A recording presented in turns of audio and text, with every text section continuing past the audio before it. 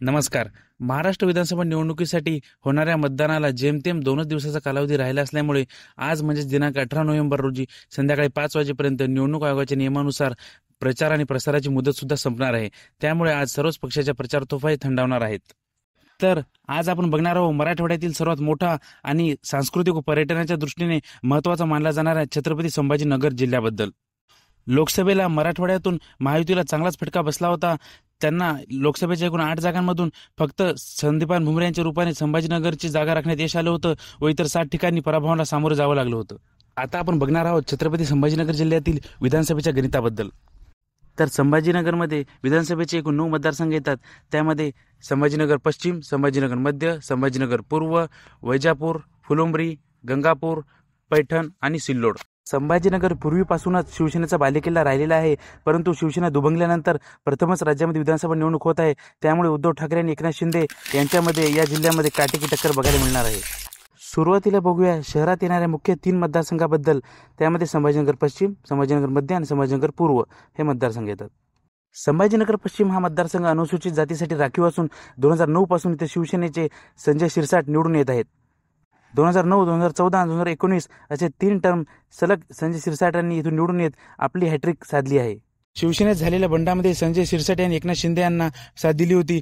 त्यामुळे ते मंत्रिपदाचे दावेदार असतील असं म्हणलं जात होतं, परंतु नंतर मंत्रिमंडळाचा विस्तार झाला नाही. पण पक्षाने त्यांना पक्षाचे मुख्य प्रवक्तेपद आणि सिडको महामंडळ अध्यक्षपद बहाल केलं होतं. त्यावेळेसही संभाजीनगर पश्चिम मतदारसंघातून शिंदेच्या शिवसेनेकडून संजय शिरसाट तर शिवसेना उद्धव ठाकरे यांच्या गटाकडून राजू शिंदे हे मैदानात असतील. 2019च्या निवडणुकीमध्ये सुद्धा संजय शिरसाट यांच्या विरुद्ध राजू शिंदे यांनी अपक्ष निवडणूक लढवली होती. त्यामध्ये संजय शिरसाट यांना 83,000 मते मिळाली होती, तर 43,000 मतदानासह राजू शिंदे दुसऱ्या स्थानावर राहिले होते. परंतु यावेळेस जिल्ह्यातील ठाकरे गटाचे मुख्य नेते अंबादास दानवे आणि चंद्रकांत खैरे यांनी सुद्धा संजय शिरसाट यांच्या पराभवासाठी चंग बांधलेला आहे. त्यामुळे त्यांना यावेळेसची निवडणूक वाटते तेवढी सोपी राहिलेली नाही. आता बोलूया संभाजीनगर मध्य विधानसभा मतदारसंघाबद्दल. या मतदारसंघामध्ये सुद्धा यावेळेस दोन्ही शिवसेना आमनेसामने राहणार आहेत.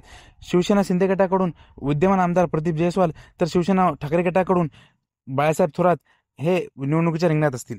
या मतदारसंघामध्ये मुस्लिम मतदारसंख्या मोठ्या प्रमाणात असल्यामुळे 2014च्या निवडणुकीमध्ये इथून MIMचे इम्तियाज जलील विजय झाले होते, तर 2009 साली अपक्ष आणि 2019 साली शिवसेनेकडून प्रदीप जयस्वाल हे विजयी झाले होते.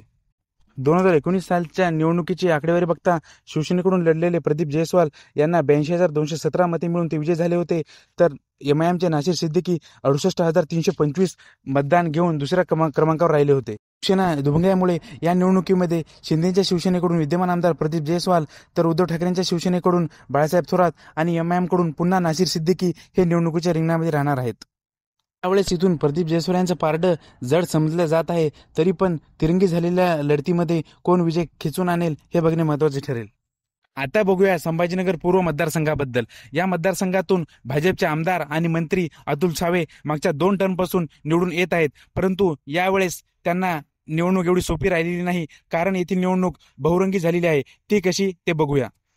या निवडणुकीमध्ये या मतदारसंघातून महायुतीकडून भाजपचे विद्यमान आमदार आणि मंत्री अतुल सावे, महाविकास आघाडीकडून काँग्रेसचे लहू शेवाळे, MIMकडून माजी खासदार इम्तियाज जलील आणि समाजवादी पार्टीकडून अब्दुल गफार कदरी हे विधानसभेच्या रिंगणात राहणार आहेत.